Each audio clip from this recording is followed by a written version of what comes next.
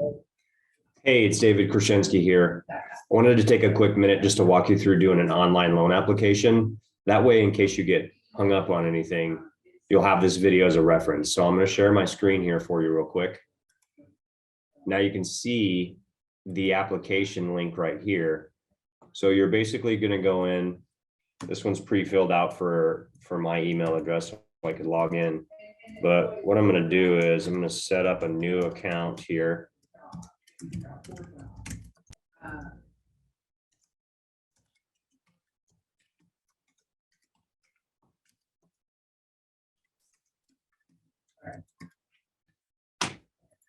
So you're going to fill in your email address twice and then set your password. And then it's going to ask you to register.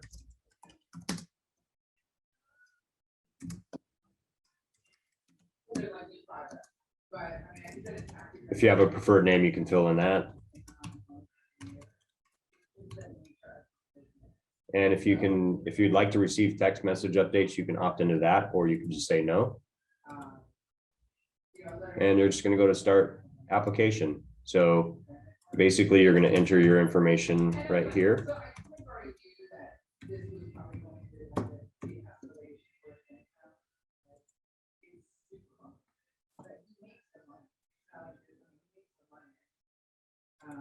So I'm going to go ahead and upload over the offer letters. Anything that has a red asterisk up here, you're going to have to go ahead and fill that in. And it's going to want to auto populate, I guess, here. So let's see if I can give this one more shot here. There we go. Move-in date. Let's just say that I moved in January 1st, 2015. Try that one more time. And I'm currently renting. Rent per month is, let's just say it's $2,000 per month.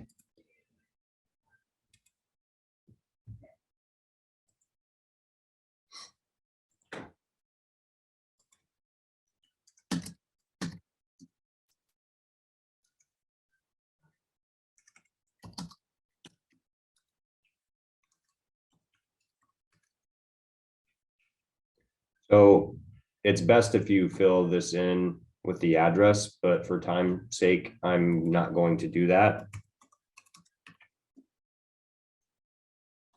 Say I currently work here.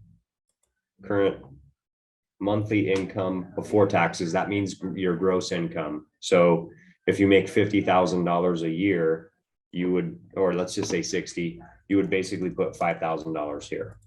Do you have any overtime bonuses, commission? So we're going to say no to all that stuff. Finished with employment. No alimony or child support, no auto allowance, no border income, no capital gains, no disability.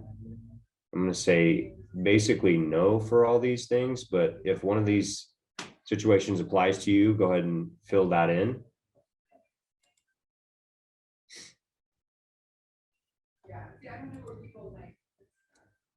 Say yes for this is primary residence. No, this would be a first-time home buyer. No. And I'm used to it, so that's why I'm like. And you can read through these, obviously. I'm just going to kind of generally click through them pretty quick here.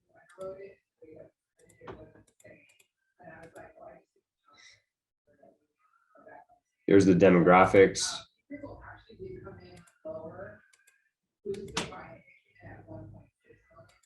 So we're finished with that.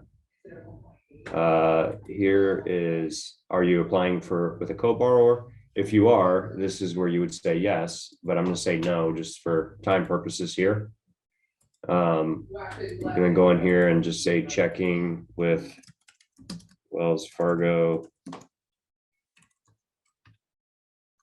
If you don't know your account number, it's not a big deal.